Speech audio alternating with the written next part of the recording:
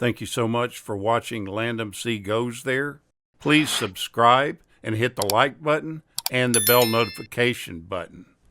Suddenly Last Summer is a 1959 Southern Gothic mystery film that's based on the 1958 play by the same name that was done by Tennessee Williams. The film is directed by Joseph Mankiewicz and produced by Sam Spiegel. The movie stars Elizabeth Taylor, Katharine Hepburn, Montgomery Clift, with Albert Decker, Mercedes McCambridge, and Gary Raymond.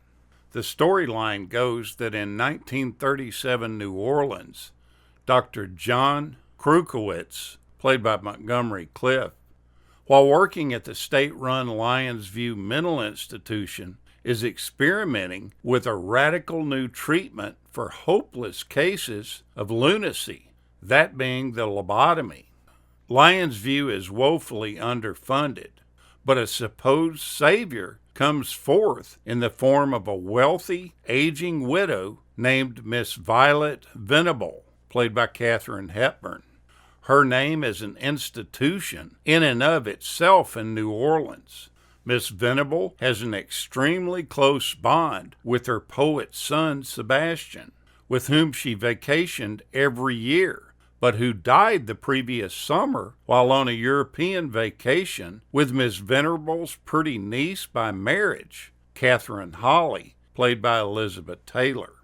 Miss Venable's $1 million donation to Lions View is seemingly predicated on Dr. Krukowitz institutionalizing and lobotomizing Catherine, who the wealthy lady says is mentally deranged. Catherine, in a meeting with the doctor, states that she is not deranged, but that something is disturbing her from her vacation last summer with Sebastian. She doesn't remember exactly what happened that's causing her grief. With pressure from Miss Venable, the doctor has to decide whether to go forward with the operation or to try to find out exactly what happened last summer between Catherine and Sebastian. Elizabeth Taylor chose this as her first movie after her contract with MGM had ended. She used her power as a top box office draw to insist that her friend Montgomery Clift be cast in this role. Because of years of alcoholism and prescription drug abuse, Montgomery Clift was considered uninsurable due to his chronic ill health. Ordinarily, that would have meant that he would have been fired and replaced by somebody else. But his good friend Elizabeth Taylor saved his job by insisting that she wouldn't do the movie without him. In Catherine Holly's climactic monologue, Elizabeth Taylor, who had recently been widowed, used these emotions of her husband's death in order to create the acclaimed performance that she did. But she was only able to do one take of this shot because she just couldn't stop crying after she completed the first one. This was not a happy production for Katharine Hepburn.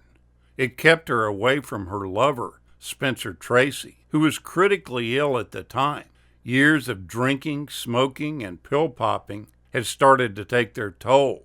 She disliked the way that the director, Mankiewicz, was favoring Elizabeth Taylor and the way that he was treating Montgomery Clift.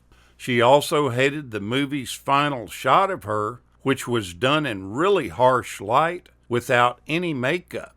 By the time the movie was released, Elizabeth Taylor was married to Eddie Fisher, and he appears in an uncredited role as one of the street urchins who begged Taylor for a morsel of bread. Montgomery Clift found the part so extremely demanding on him that he had to film many of his scenes in really small increments. This is what led the director to be terribly annoyed with him and wanted the producer to try to fire him. After the film was said and done, the director and the producer both admitted that they thought the source material was badly constructed and based on kind of pop psychology. The playwright, Tennessee Williams, wasn't a fan of the movie either. He hated the way that they had reworked his material. This is one of only 5 movies to receive 2 Academy Award nominations for Best Actress. In this instance, Katharine Hepburn and Elizabeth Taylor were so nominated. The other 4 movies were All About Eve from 1950, where Ann Baxter and Bette Davis were nominated, The Turning Point from 1977, where Anne Bancroft and Shirley MacLaine were nominated, Terms of Endearment from 1983, where Shirley MacLaine and Deborah Winger were nominated, and Thelma and Louise from 1991, where Gina Davis and Susan Sarandon were nominated. The screenwriter, Gore Vidal, credits movie critic Bosley Crowther with the success of this film.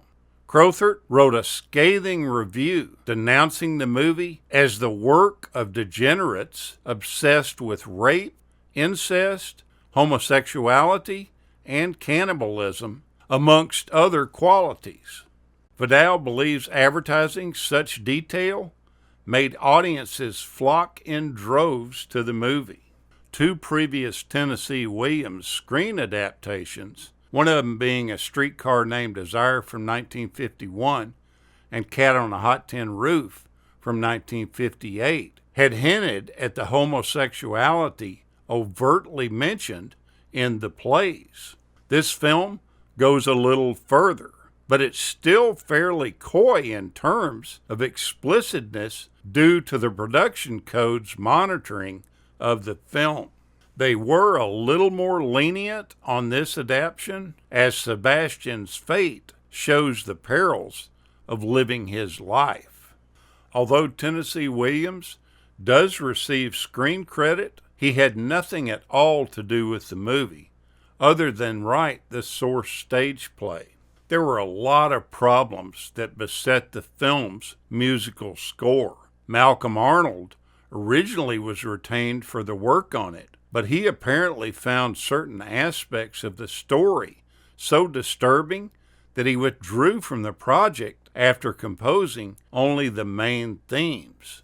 Buxton Orr was brought in to complete the final score.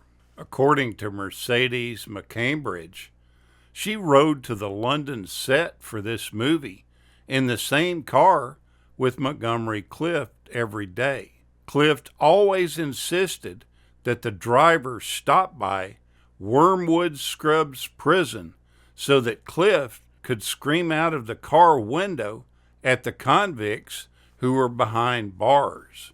He really did struggle through the filming of this movie. All of this is kind of based on the results of a 1956 car crash that happened near the home of Elizabeth Taylor and her then husband, Michael Wilding.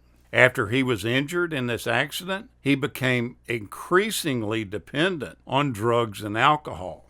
And that led to him not being able to find a doctor that would attest to him being insurable for the film.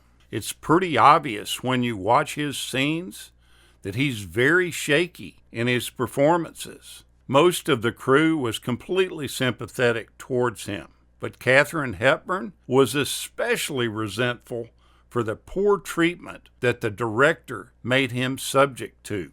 She found his behavior just unforgivable, and as soon as they had called final cut on the film, she walked up and asked the director to confirm that her services were no longer required for the film. And when the director said that, she spat in his face. Some sources even say that she spat in Sam Spiegel's face too. We're not sure if she did it to both of them, but she for sure did it to the director because it was witnessed by the crew. Contemporary reviews were mixed. Although Hepburn and Taylor received mostly positive notices about their performances. John Wayne hated the film. He even stated that he felt like this movie and a couple of others were actually poison, polluting Hollywood's moral bloodstream. I watched this film for the first time the other day, and I have to say, it's not one of my favorite films, but it's still pretty good. You see some really good performances from Elizabeth Taylor and Katharine Hepburn. That in itself is worth spending the time to watch it. Thank you so much for watching, and we'll continue to chase the classics.